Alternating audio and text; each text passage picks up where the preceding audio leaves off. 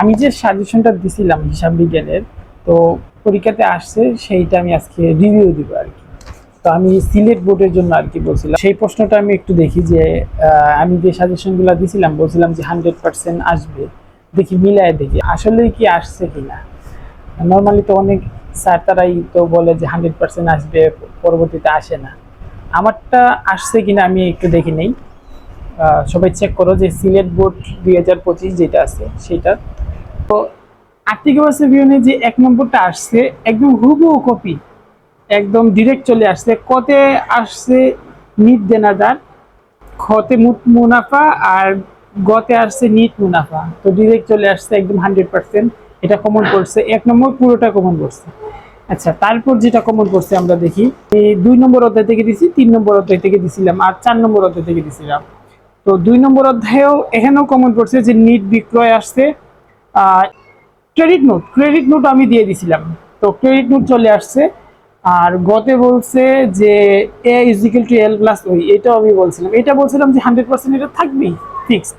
তো 3 নম্বরে সবগুলা কমন পড়ছে, একও কমন পড়ছে, 3ও কমন পড়ছে। 4 নম্বরটা দেখি আমরা।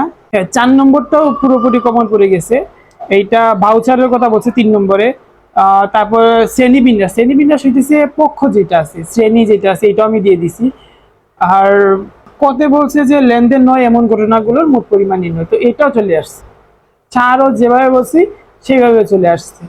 তারপর 5 নম্বরটা এটাও কমন পড়ছে, এখানেও আমি যেভাবে বলছিলাম ওইভাবে আসছে। মূলধন জাতীয় প্রাপ্তির পরিমাণ, মুনাফা জাতীয় আয়, মুনাফা জাতীয় প্রাপ্তি, মুনাফা জাতীয় ব্যয় এবং মুনাফা জাতীয় প্রদানের পরিমাণ। তো এটাও পুরোপুরি কমন পড়ছে। তার মানে 1, 3, 4, 5 ডিরেক্ট চলে আসছে। একদম 100% বলছি, 100%ই চলে আসছে। তারপর 6 নম্বরে দেখি। আচ্ছা, 6 নম্বরের এখানে 2 নম্বর খটা কমন পড়ছে, ক খ কমন পড়ছে দুইটা।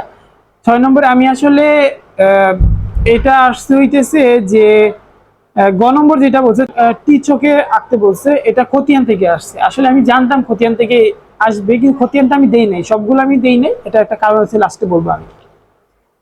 তো এটার ক খ কমন পড়ছে। 7 নম্বরে যদি আমরা যাই, 7 নম্বরে তিনোটাই কমন পড়ছে, ক খ গ তিনোটাই কমন পড়ছে। তারপর 8 নম্বরে যদি যাই, 8 নম্বরে ক আর খ কমন পড়ছে, আর গটা তো আমি দেই নাই। 9 নম্বরে যদি যাই, 9 নম্বরটা আমি দেই নাই। 9 নম্বরটা নগদান বই থেকে আসছে, এটা আমি আসলে এই অধ্যায়টা আমি দেই নাই। 10 নম্বর যেটা আছে রেওয়া মিল, টোটাল কমন পড়ছে, তিনোটাই কমন পড়ছে 10 নম্বরে।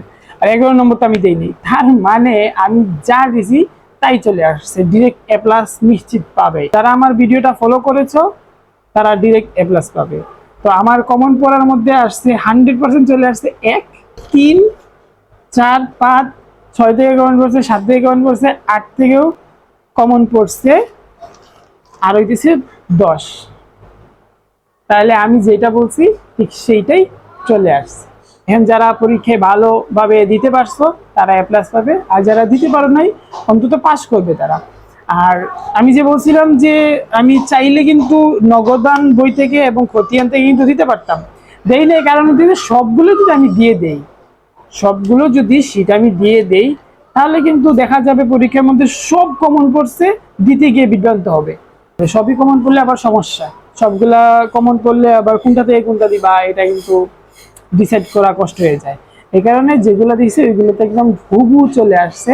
যারা দিতে পারছে তারা এ প্লাস, আর যারা তো দিতে পারো নাই তারা কি আর করবা, এ প্লাস পাবা না, অন্তত ভালো রেজাল্ট করতে পারবে।